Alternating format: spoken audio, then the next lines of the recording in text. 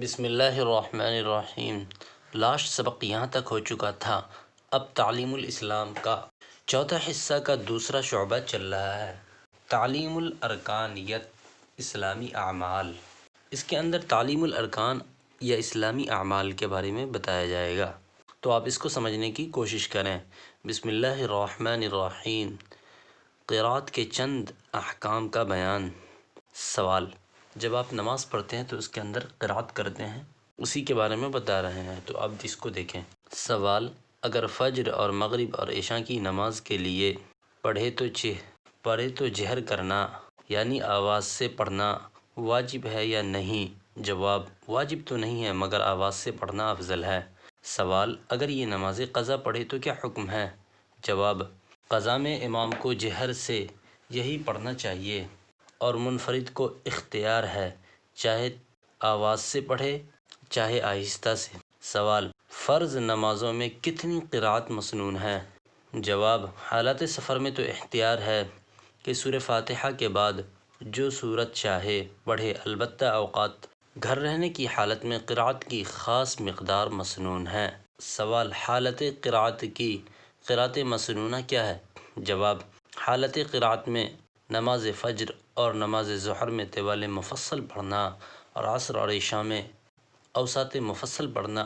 جواب: حالت اوقات میں نماز فجر اور نماز ظہر میں طوال مفصل پڑھنا اور نماز عصر اور نماز عشاء میں اوساط مفصل پڑھنا اور نماز مغرب میں قصار مفصل پڑھنا مسنون ہے۔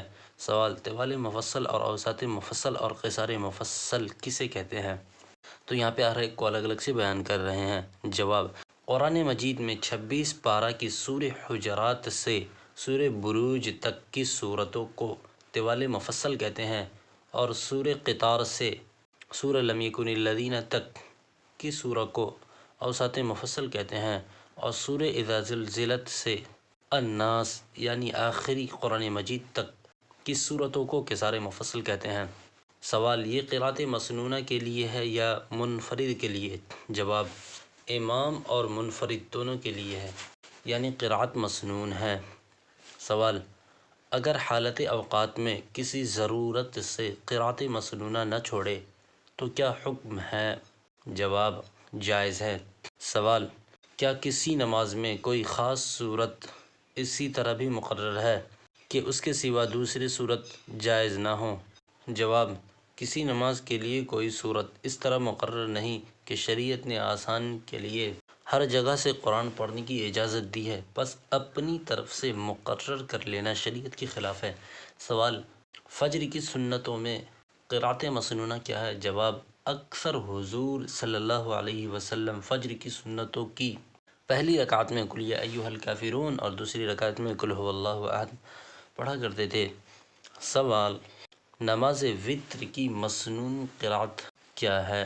جواب: پہلی رکعت میں سبح اسم ربک الاعلی اور دوسری رکعت میں قل یا ایھا الکافرون اور تیسری رکعت میں قل ھو اللہ احد پڑھنا حضور سے ثابت ہے۔ تو اس سبق کے اندر اتنا ہی، ملتے ہیں اگلے سبق میں، تب تک کے لیے اپنا خیال رکھیے گا۔